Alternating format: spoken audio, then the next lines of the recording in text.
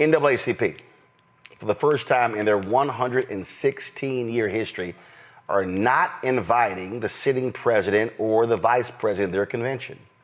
They cite Donald Trump and his shameless and despicable violation of the United States Constitution as a reason for that. Let me read for you the statement that they actually sent out today regarding this decision. For 116 years, the NAACP has invited the sitting president of the United States to address the NAACP National Convention.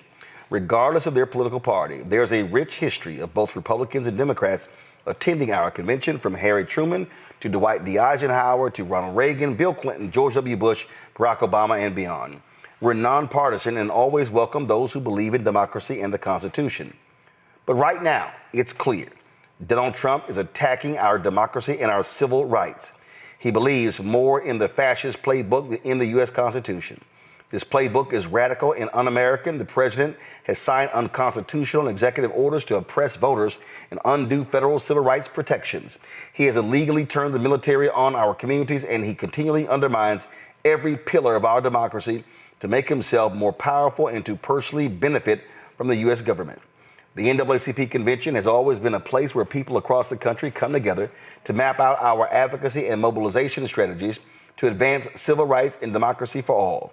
Our annual convention is meant to be a safe space for all people, regardless of political ideology, who believe in multiracial democracy and the ideal of building a more perfect union.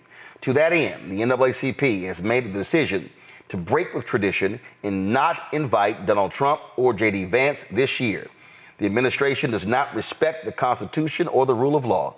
It would be a waste of our time and energy to give a platform to fascism, which would be unacceptable. Julian, I wish NABJ took the same stance last year when they invited Donald Trump to our convention. I agree with you fully, Roland. I think the NAA has always, I remember, years ago, protesting some of the people who have been invited, but they've been very, very nonpartisan, and basically it's a sitting president. We respect a sitting president. This president is a lightning rod for disrespect. There is nothing about him or his policies that deserve respect. Right on to Derek and the NAACP for drawing a line there and saying, oh, hell no, because all he's going to do is go in there and lie. I mean, just basically lie. These people don't know the truth of it, laid in the bed with them. I mean, so it's really important for us to draw some lines here. Understanding a number of things. One of the things that I frequently point out is that these Republicans talk about Joe Biden's mental acuity. But we have a living example of someone unraveling in our faces, unraveling with just pure lies.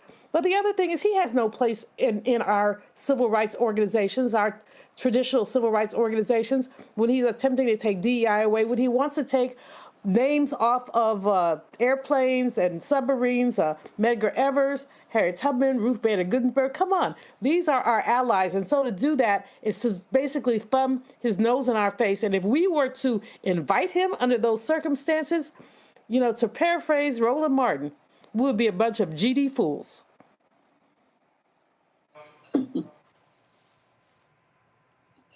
Look, I think it's sloppy. At the end of the day, this is stand on the right side of history time. Like, how are you going to be remembered? Whether we're talking about organizations like the NAACP, whether we're talking about journalists like Moran who said, hey, I got to tell the truth. This is not the time for people to just play things by the book normally. Well, this is how we've done it for 116 years. This is how we've done it this has been our tradition. This is how we do as a news organization. We're fighting a wannabe dictator who does not believe in any types of laws. And we have discovered through this whole process with Trump that we don't really have laws in this country as it relates to certain things. We have norms. And all someone has to do is come along and just say, no, I'm not going to go with that norm. And everything gets thrown into disarray. And this is why it's important to fight back against Trump at every single level. How many people on Senator Lee's staff today? How many people who sponsored his campaign withdrew, are saying they're not going to support them in the next campaign unless he recognizes it's wrong. And all of these things that are happening that people are not standing up for need to be documented and called out so we can let people know where they stood in this moment. NAACP could have easily said, well, this is what we've done. But they said no, because they decided that they wanted to be on the side of what's right. And principles are more important than some type of tradition. And I applaud them for doing so. More organizations need to do the same. Hello, I'm Isaac Hayes III, founder and CEO of Fanbase. Listen to what I'm about to tell you. The window to invest in Fanbase is closing. We've raised over $10.6 million of our $17 million goal. That means there's room for less than 6,370 people to invest in Fanbase for the average amount. The minimum to invest in Fanbase right now is $399. That makes you an owner in Fanbase today. Go to startengine.com/fanbase to invest. Why?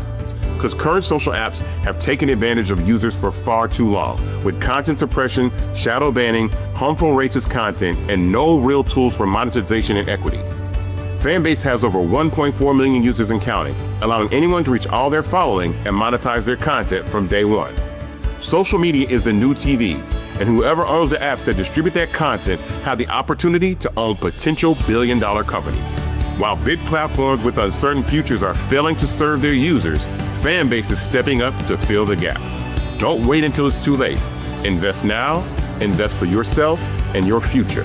Go to startengine.com/fanbase and own the next generation of social media.